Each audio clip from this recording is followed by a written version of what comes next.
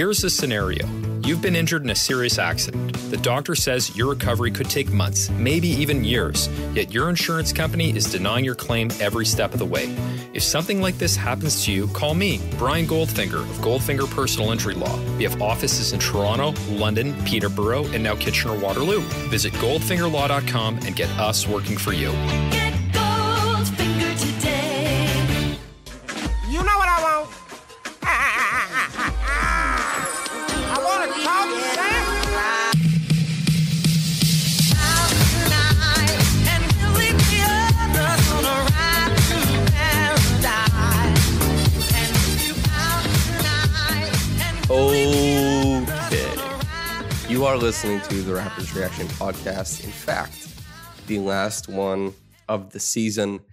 Probably not until, I guess, October, when there's preseason games, maybe the tail end of September, will there be a reaction podcast. So that's notable, I think. The Raptors, they lost this one, 125-113 to the Pacers. And so not playing in this game, Boucher, Jalen Harris, Rodney Hood, Gary Trent Jr., Yuta Watanabe, Paul Watson, OG Anunoby, Kyle Lowry, Pascal Siakam, Fred VanVleet, playing in this game. 6 guys: Malachi Flynn, Stanley Johnson, DeAndre Bembry, Freddie Gillespie, Khem Birch, and Aaron Baines. The Raptors effectively played a game with one guard. And in this league, that's incredible. And the Raptors, even though they had a bevy of big men playing against these Pacers who, my goodness, they run a lot through Domantas Sabonis. What they ask of Domantas Sabonis is Herculean a lot of times. And the Raptors are much more well-equipped to guard at the point of attack, given most of the back end of the roster. But in this game, with the big men, and then trying to keep track of relocating players and all that kind of stuff off of Domantas Sabonis' penetration, post-ups, his pinch plays, and all that kind of stuff, it's a lot to ask of the Raptors, and it's no wonder that they allowed 125. They were not well-equipped to stop the Pacers. Sabonis caused a bunch of disruption. O'Shea Brissett, former Raptor, he feasted on that. He was spotting up off of the gravity that Sabonis has. He had 31 points. So yes, the Raptors, I believe, set the NBA record this year for number of players on the roster who hit 30 points in a game. And I'm not sure if they track this, but there's a percentile or a likelihood based on, a player's track record as a scorer, how likely they are to hit 30, what type of shots are available to them. And the Raptors, I assume, would be pretty high in the percentile of teams who allow random outbursts from players, the semi-Ochelays, the O'Shea Brissetts, because of how they overload on the main guys of the opposite team. So it seemed like a foregone conclusion that if O'Shea Brissett was on the Raptors, he would score 30 this year, because the Raptors, everybody scores 30 on that team. If he plays against the Raptors, which he did, he's going to score 30, and he did. So 31 for O'Shea. I hope he's on the Pacers next year. Mark Schindler, Caitlin Cooper, 2 fantastic writers covering the Pacers. They both seem to like him a lot, and they rave about his defense, and that's fantastic. That's one of his calling cards. And the fact that there was some off-the-dribble stuff in this game, but mostly 5 of 8 from downtown. Getting to the line 9 times, hell of a game for O'Shea. Super proud of him, plus 10, no turnovers either. Just a whale of a game. And Sabonis, 25 and 16, shot like 67% from the field. Was way, way too much for anybody on the Raptors to handle on the inside. He's really tough. And it's just, this game was super funky. Categorically funky, I think it would be, because TJ McConnell, who is a very strange player already as it is, who's going to lead the league in backcourt steals in the history of the league, who is the highest percent shooting as far as field goal percentage goes, guard in the league. And then in this game, he accumulates 17 assists. It's just a mad game. It's absolutely insane. And then Doug McDermott, obviously a guy who, Raptors fans are well aware of his shooting prowess. He had a good game spotting up off of all of that stuff going on. And so on the Raptors side, Malachi Flynn, there's lots of things to like. A lot of 3-pointers in this game. The Raptors, everybody except for Gillespie took 3 or more. And Stanley Johnson, yes, that's Stanley Johnson. He took 12. Malachi took 13. Bembry took 5. Baines took 5, but Baines hit 3. It's hard to overstate how wacky this game was. It was insane. Between the absolute dismantling of the Raptors defense, they send 2 to the ball when Sabonis has it in the post. TJ McConnell is on the strong side. He's the swing pass to the shooter or the guy who's about to drive off of, against the closeout. 17 assists there. Sabonis, 25 and 16. It's, my God. And then the Raptors, like Stanley, 24 points, 7 assists. Bembry, 23 points, 4 assists. Khem Birch, 18 and 14. Baines, off the bench, 14 and 10. And keep in mind, everybody not named Baines, that's right, all 5 starters played over 40 minutes. This game was as madcap and wacky as it gets. It's, a couple jokes shy of a Three Stooges skit. It's fantastic. And fitting right along with that is Stanley Johnson. I talked about this every episode for the past however many episodes now. The dip on the chip. He heaps it on, man. He wants it all. And I really like that about him because these dog days games, for some teams, these games matter a lot. For the Pacers, this game actually mattered quite a bit. So good for them that they won. For the Raptors, they only had 6 guys. They only played 6 men in an NBA game, leaving Flynn, Johnson, Bembry to their devices, basically to create for the other 3 players who are available that day.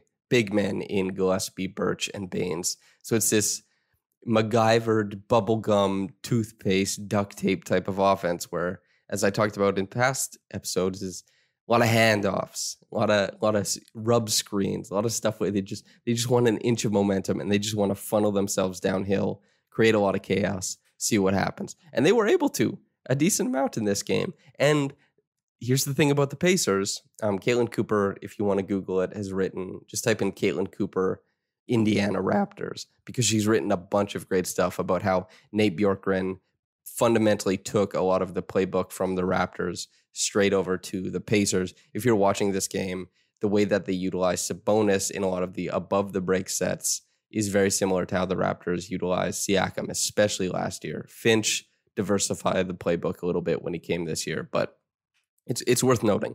The Pacers and the Raptors run a lot of the same plays, and there's overlap in the NBA, of course, but it's just fantastic to watch these teams go at it because both Bjorkgren and Nurse, they fundamentally kind of know what's going on with the other team a lot of the time, and the players will pick this stuff up too. So the sets break down, and they start just trying to kind of, it's just one-on-one. It's just, okay, I got to beat my man now because there's no sequence. There's no advantage coming anywhere else. Guys aren't hitting the screens at the right time. They're getting top blocked and they're getting covered. It's just a whole bunch of stuff is breaking down. So the game is, as I said earlier, categorically funky. The Raptors end up shooting a ton of threes because, like the Raptors, the Pacers overload. They get themselves into rotation very quickly. There's a reason that Domantas Sabonis has the most defensive miles traveled in the NBA because the Pacers say, run, just run, Domantas. Cover as much as you can. That's right.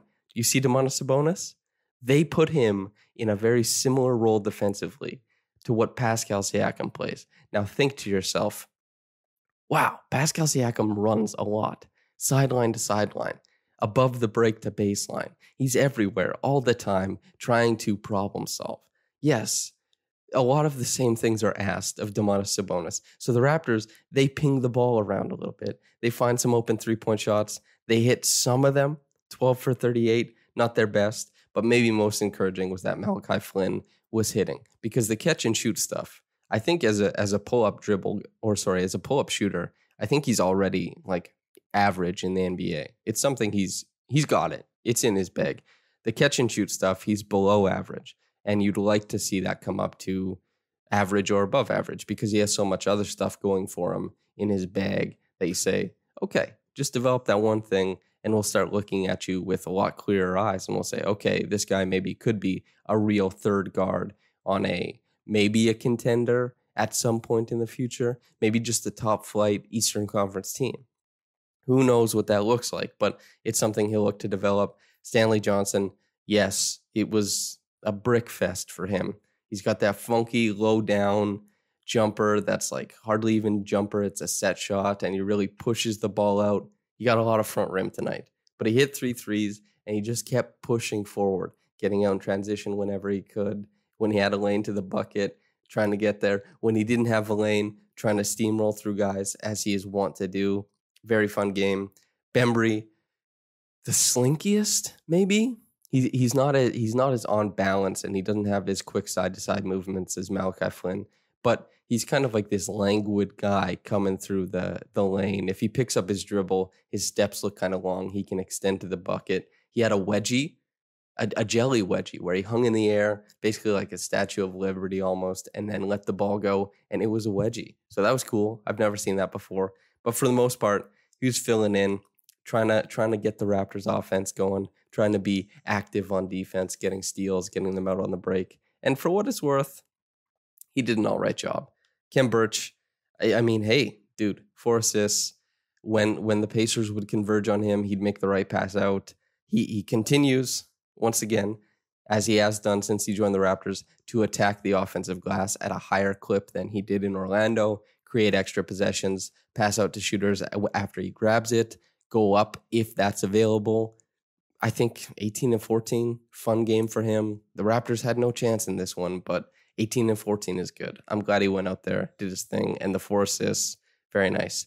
Gillespie, a little more muted than everybody else, but it's when the Pacers playing the defense that the way they are, it's tough for him to find space in this one, and he's not going to shoot it.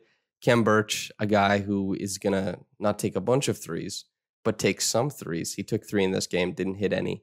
Gillespie is not going to take any threes. He's basically just trying to live at the basket, and the Pacers throwing a lot of attention at the basket defensively. So Gillespie not finding a lot of opportunities for himself, and when he did have those, it was heavily covered. So just pass out, and he doesn't make a lot of great reads as a passer, so he's just passing out to the strong side, which the Pacers defense can get out to cover rather quickly. And so, yeah, that's basically it. And Baines did his thing, you know?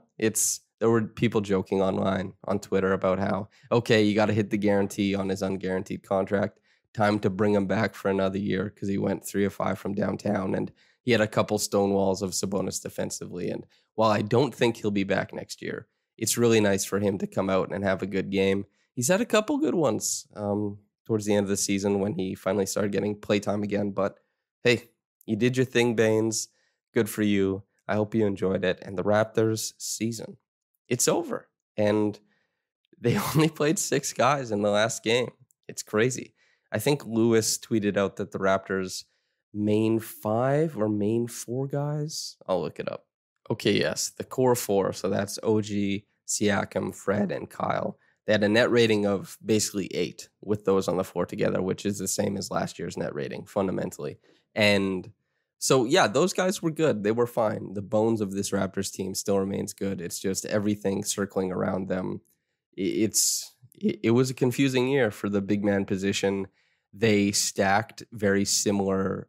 They stacked archetypes at the end of the bench, and there's no diversity to their bench units. And so they had a bunch of guys like Yuta, DeAndre Bembry, Stanley Johnson, and even to some degree Paul Watson, although less so.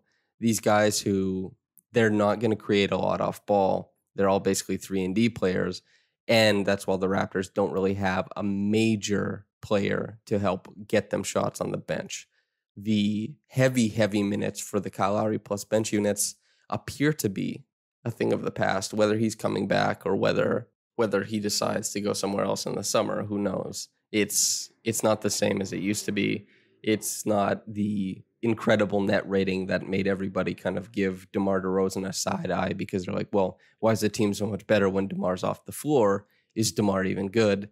Well, it's because Kyle had this incredible ability to transform any unit into just this whirlwind, a runaway train that dominated other teams' bench units and even sometimes their starting lineup. So that I'm not sure that carries the same weight as it used to. And so that's something to consider, that the Raptors can't buoy benches the same way they used to. And maybe Fred develops into that kind of guy, who knows? But They need better players on the roster. I really, if I had to say among the guys on the end of the bench, I thought it would be Bembry, but I actually think it's Yuta. I think Yuta is the guy I would most like to see back. Paul Watson will be back, but among Yuta, the defenders three, Yuta, Stanley, and DeAndre, I think Yuta is the guy you want to bring back. I thought it would be DeAndre at the start of the year because he played quite well during the Raptors' best stretch, and he was pretty good in those transitional units, sitting next to another playmaker. But I think it's Yuta. Yuta's come a long way this year, so I think that's good, and I think he'll be worth looking at next year. So something to consider. But okay, Raptors, Reggie Evans Award. They lose this one, yes, but there's awards to be given out. I'm going to give it to Khem Birch. 18 of 14 is no small feat. 5 offensive rebounds isn't either.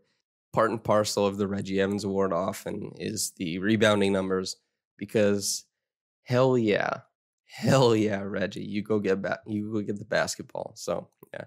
Anyway, top quick reaction comment is from Red VanVleet. Quote, disappointing season. Hopefully the basketball gods smile down on us and we end up with a good pick. Thank you to all the RR contributors for the daily content, end quote. Hell yeah, thank you, RR contributors. You've done a fantastic job this year. Thank you for providing so much to the site. And yeah, Red, thanks for acknowledging that. And I hope they get a good pick too. The higher the pick, the more intriguing the players become. Especially you get up to that number 1 pick, the number 2 pick, Evan and Cade, and especially Cade, those are transformative without even taking a second look. And then there's guys in that second tier who you think, wow, these guys could be transformative. We'll see how it turns out. But it's a really fun draft. Even if they are sitting somewhere between like 7 and 12, I still think there's a lot of fun to explore what those players might mean. But Red, thanks for shouting out the RR guys. And thanks for listening.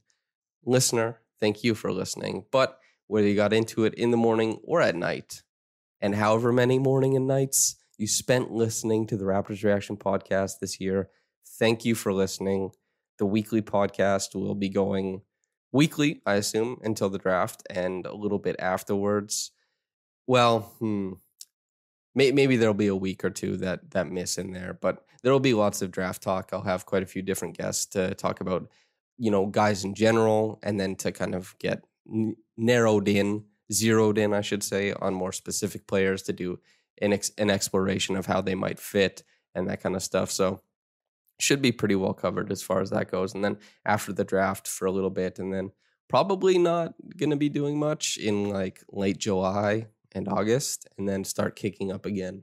But, that's for another time. That's a long ways away. So there's lots of draft stuff to talk about prior to that. If you're an NBA fan, you can follow the newsletter I do, Minute Basketball with Louis Assman, where we talk about the NBA. And I think it's really novel stuff. I think it's really unique takes on basketball. I don't think it's replicated in the space. So I genuinely am very proud of the work. And for more X's and O's based stuff, like if you want to know what sets teams are running and you want to know what's working against certain defenses and what offenses are doing to counter that, I do an NBA-wide podcast with Evan Gilberto. He's a phenomenal coach. I learned tons of stuff from him, and he's just a huge fan of basketball, and he knows it even more than he likes it, which is saying something. So we do great work with that as well. It's, I would say, an unprecedented level of film attached to a podcast because there's play breakdowns on screen while we talk about it, and there's like hour-long conversations. So it's very in-depth stuff if you're kind of a basketball purist, as it were. I don't know if that's an elitist term. I hope not. But you can go listen to that. And if you want to, if you're listening now, that means you like me a lot. So thank you for listening all year. And if you want to leave a comment on the Apple Podcasts or whatever podcast service you use, that would be cool. And a 5-star rating if you think it's worth a 5-star rating. But thank you so much for listening. People listening is the only reason I get to do this. So I appreciate you very much. I mean that genuinely. It's the only reason I get to do this. So thank you for tuning in, whether you got into it in the morning or at night. Have a blessed day and goodbye.